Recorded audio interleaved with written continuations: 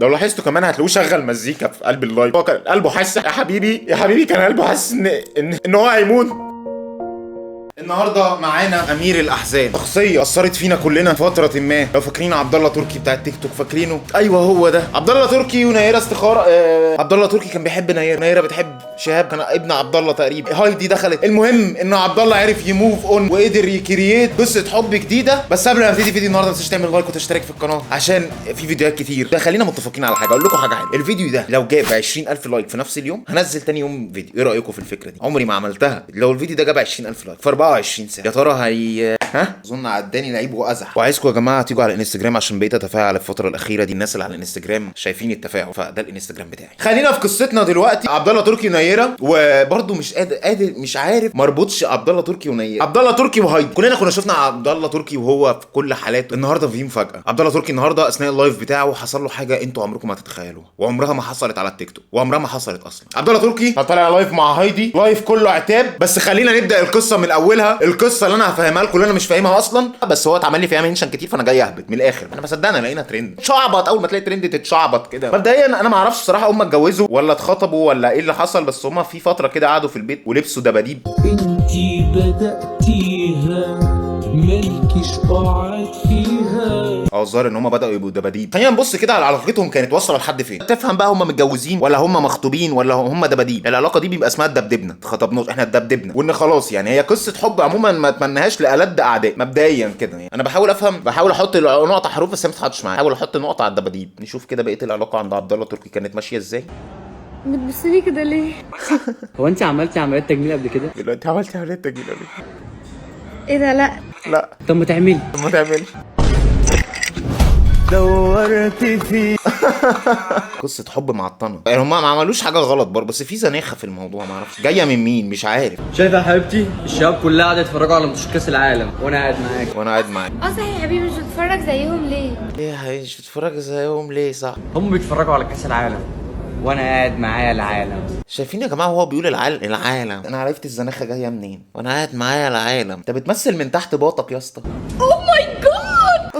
الزناخه جايه من الناحيه الثانيه تقريبا. الزناخه جايه من العلاقه نفسها مش عارف. ده المفروض ميسي وده رونالدو. ايه ده؟ ايه اللي وصلنا له ده؟ ايه ده؟ ايه الفيديو ده؟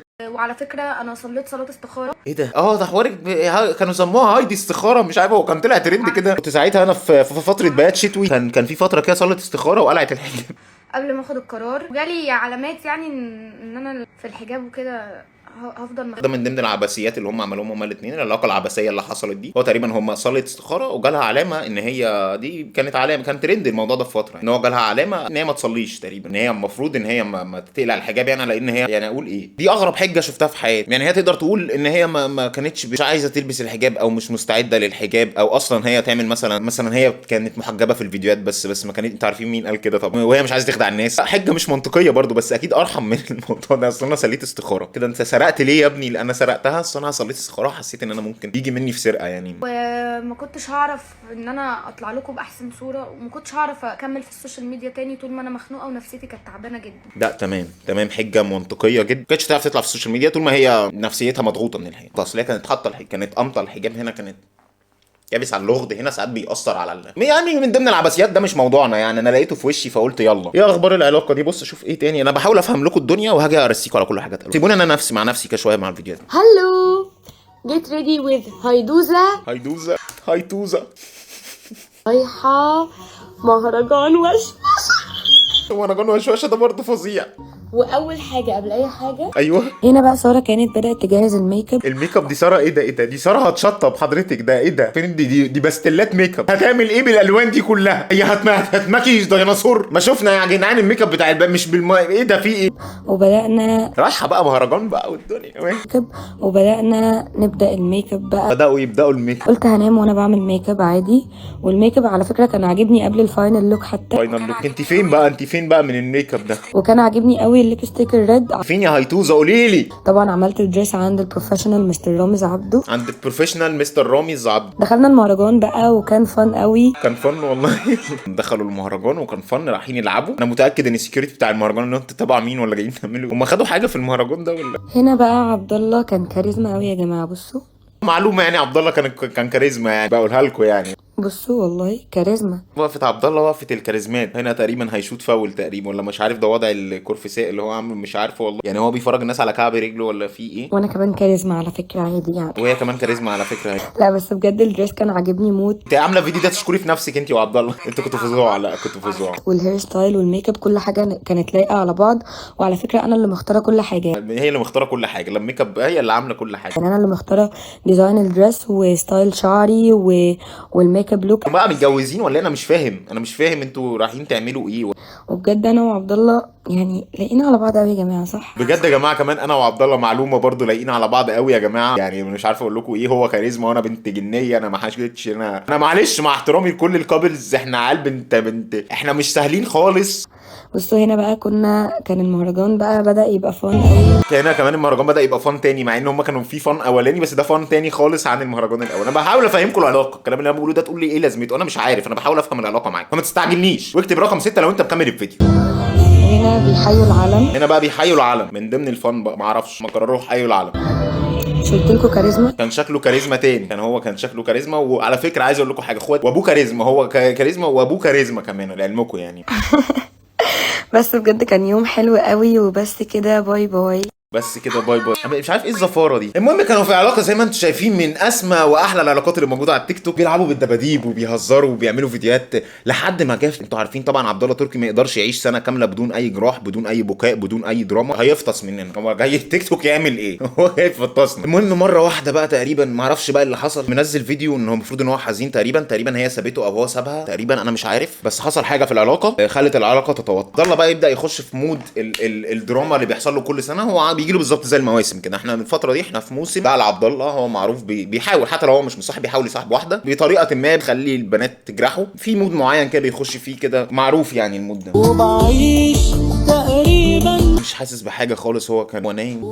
حزن باين عليه الحزن قوي. والنبي يا اسطى صورني وانا حزن. يعني تروح اعمل شاي يا حبيب قلبي. اللي مفيش من قاعد على اللاب عادي. ثم بعدنا سؤال بيقرا كتاب كمان. رحنا خلاص من عالبال. تقريبا هنا بيقرا بطريقه برايل تقريبا. ما اعرفش هو بيحسس على الكتاب ليه، بيعمل ايه في الكتاب ما اعرفش. بس هو كان بيلمع حاجه او افتكر حاجه معينه.